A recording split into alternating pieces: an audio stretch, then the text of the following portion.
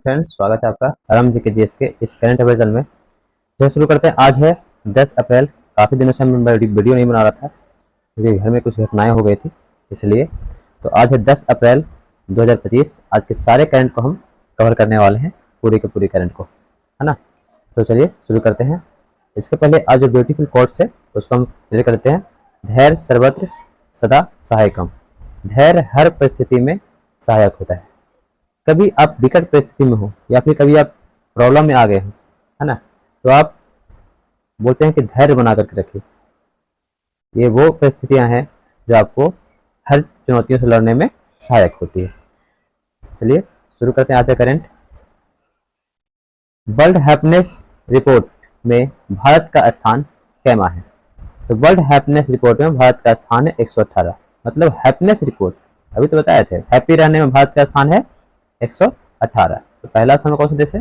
Finland. Finland ये पहला स्थान बिलोंग करता है हैप्पी रिपोर्ट में, है ना। तो अपने आप में खुश रहिए, मस्त रहिए। चलिए नेक्स्ट क्वेश्चन है, इंद्र अभ्यास किन किन देशों के बीच हुआ? है ना। इंद्र अभ्यास जो होता है वो होता है भारत और रूस के बीच, और इस बार जो हुआ है वो हुआ है बंगाल की खाड़ी में।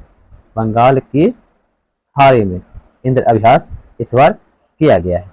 और इंद्र अभ्यास कैसा अभ्यास है, ध्यान रखिएगा। इंद्र किस भगवान के देवता है? तो वर्षा के। तो इंद्र कैसा अभ्यास होगा? नौसेना अभ्यास। नौसेना अभ्यास किस किस देश के बीच? भारत और रूस के बीच, है ना।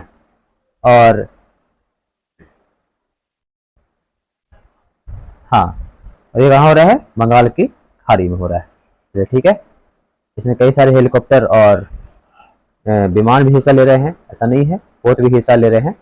हाँ, भारत और म्यांमार, सॉरी, भारत ने म्यांमार के बीच जो भूकंप आया है म्यांमार में, उसके लिए कौन सा अभियान चलाया है राहत कार्य के लिए? उसका नाम है ऑपरेशन ब्रह्मा, है ना।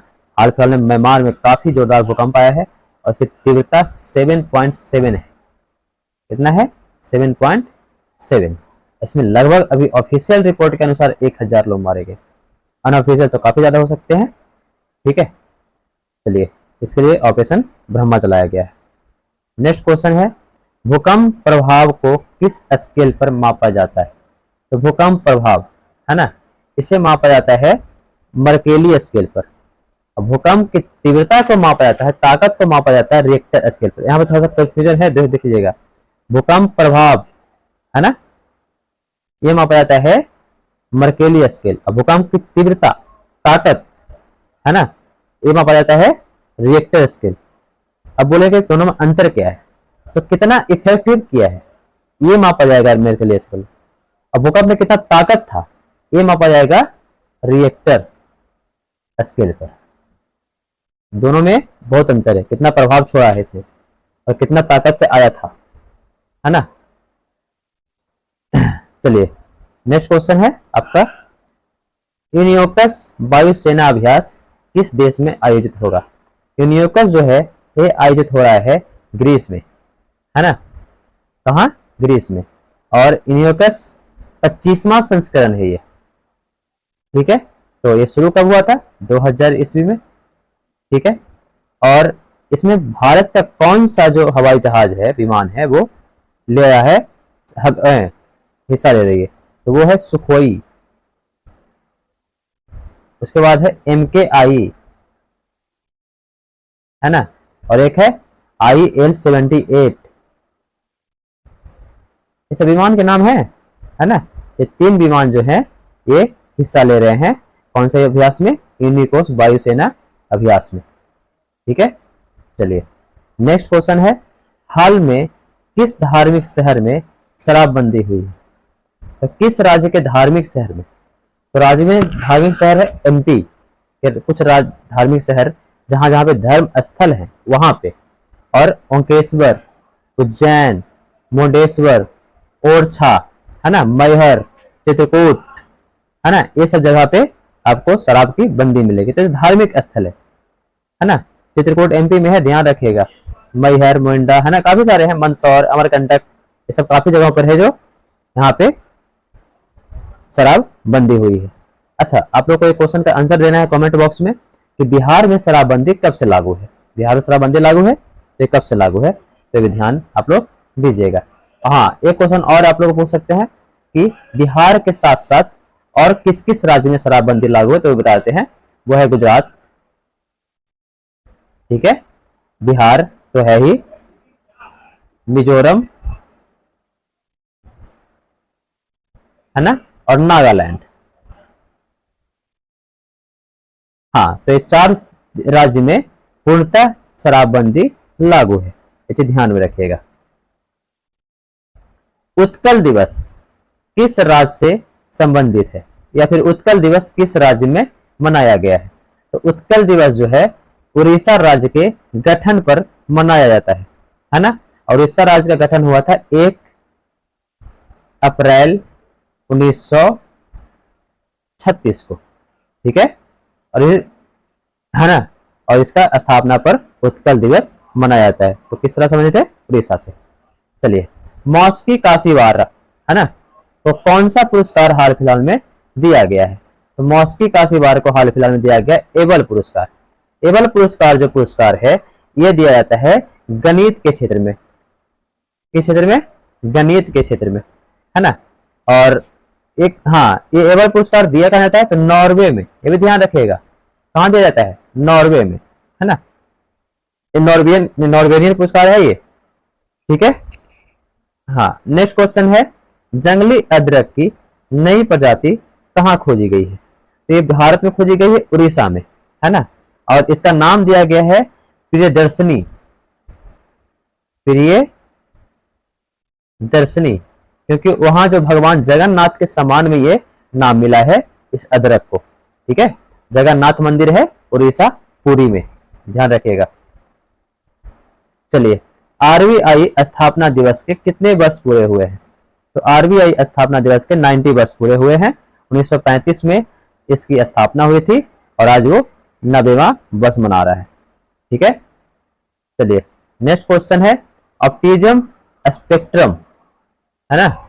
ऑटिज्म स्पेक्ट्रम डिसऑर्डर जो है ये किस से जुड़ा हुआ, मतलब किस चीज से जुड़ा हुआ है? तो क्वेश्चन आने के चांसेस है, क्योंकि हाल में बहुत सारे रोगों का अनावरण और क्रियावरण भी हुआ है। तो मस्तिष्क विकार है ना, इसको ASD बोलते हैं, ठीक है। यह आजीवन रहने वाला विकार है और माथे से संबंधित है, ठीक है। अगला है, नीति NCARE पोर्टल का मुख्य उद्देश्य क्या है? तो भारत का आर्थिक परिदृश्य पर राज्य स्तरीय का डेटा का विश्लेषण करेगा ये, ठीक है। चलिए, नेक्स्ट क्वेश्चन तरफ बढ़ते हैं। हाँ, ये क्वेश्चन बहुत इंपॉर्टेंट है, यहाँ ब्रैकेट देना भूल गए हैं। तो पुरुष एशिया कप हॉकी की मेजबानी कौन सा शहर करेगा? ये करेगा कौन? राजगीर।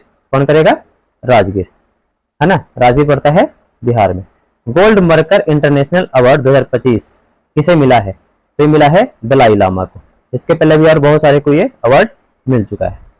नेक्स्ट क्वेश्चन है, टाइगर ट्रम्प 2025 अभ्यास कहाँ आयोजित हो रहा है? तो टाइगर ट्रम्प हो रहा है ये कहाँ? तो बंगाल की खाड़ी एवं विशाखापट्टनम, 2 जगह पे, ठीक है। चलिए, नेक्स्ट क्वेश्चन है, हाँ, टाइगर ट्रम्प के बारे में थोड़ा सा देख लेते हैं कि क्या है ये, है ना। चलिए, अभ्यास सी ड्रैगन, लास्ट क्वेश्चन आप लोग करवाए थे, कहाँ शुरू हुआ है? इसका आंसर आप लोग दे सकते हैं कमेंट बॉक्स में। चलिए, next fact of the day है, उसकी थोड़ी सी हम लोग चर्चा कर लेते हैं कि ये महाराणा संग्राम सिंह, महाराणा सांगा के बारे में ये चर्चा किया गया है। तो इनका पूरा नाम है महाराणा संग्राम सिंह, मेवाड़ वंश के राजा थे, है ना। मेवाड़ के राजा थे, मेवाड़ वंश नहीं है, मेवाड़, है ना। इस वंश का नाम है इनका सिसोदिया। एक क्वेश्चन और इनसे बता दूं कि इनका एक वंश और है, वो है गोहिल वंश। तो कहीं कहीं क्वेश्चन में आ सकता है गोहिल वंश, है ना। राणा सांगा का जन्म 12 अप्रैल 1482 को मेवाड़ चित्तौड़गढ़ में हुआ था। राणा रायमल के पुत्र थे और सिसोदिया वंश के थे। अगर एक वंश और पूछते, सिसोदिया नहीं थे, तो गोहिल वंश आप लोग मार सकते हैं, ठीक है। उनके भाइयों के साथ सिंहासन के लिए संघर्ष हुआ और उन्हें कठिनाई का सामना करना पड़ा। 1509 में राणा सांगा मेवाड़ के शासक बनते हैं, है ना। इनकी सैन्य उपलब्धियां बहुत ही जबरदस्त है। राणा सांगा एक कुशल नेतृत्व योद्धा है ना। साम्राज्य विस्तार के लिए कई साल युद्ध किए हैं। इब्राहिम लोदी के साथ इनका 2 मुकाबला हुआ है, खतौली का युद्ध और धौलपुर का युद्ध, 1912 का युद्ध भी कहीं कहीं बोला जाता है। ठीक है, और मालवा के सुल्तान खिलजी का द्वितीय गरौना युद्ध में पराजित किया है। राणा सांगा उत्तर में भारत राष्ट्र की शक्ति को मजबूत किया था, दिल्ली तक अपना विस्तार किए हैं। ठीक है, उसके बाद खानवा के युद्ध में, खानवा के युद्ध 1527 में राणा सांगा और बाबर के बीच। इस युद्ध में राणा सांगा की हार का सामना करना पड़ा है, हालांकि इसमें हार नहीं हुई थी, ये मतलब एक तरह से घायल हो गए थे। ठीक है, और घायल होने के बाद सब लोग मान लिए कि राणा सांगा की मृत्यु हो गई, फिर लास्ट में इनको जहर देकर के मार दिया गया था। हाँ, हालांकि इस युद्ध में हारने का बड़ा कारण तोप खाना ये भी एक कारण था। राणा सांगा को अपने लोगों के द्वारा विश्वासघात भी किया गया था, ये भी बड़े कारण रहा है। इस युद्ध में हारने के बाद राणा सांगा को बहुत बड़ा आघात लगा था, है ना। राणा सांगा के युद्ध के बाद, सॉरी, खानवा के युद्ध के बाद राणा सांगा की मृत्यु, है ना, 1528 में जाती है। इनकी मृत्यु के बाद साम्राज्य जो है बहुत मुश्किल स्थिति में आ जाता है और बाबर की मुगल शक्तियों का यहाँ से विस्तार होना शुरू हो जाता है। इनके बाद इन्हीं के पौत्र होंगे महाराणा प्रताप, है ना। तो ध्यान रखिएगा, ये थे हमारे राणा संग्राम सिंह। इसके बारे में इसे चर्चा कर चुके हैं कि हाल फिलहाल में कोई सपा के विधायक है जिनके बारे में कुछ बोल दिए थे। तो इसी के साथ आज का वीडियो जो है समाप्त होता है। थैंक यू एंड धन्यवाद। आपका दिन शुभ हो, मस्त रहें, खुश रहें और पढ़ते रहें।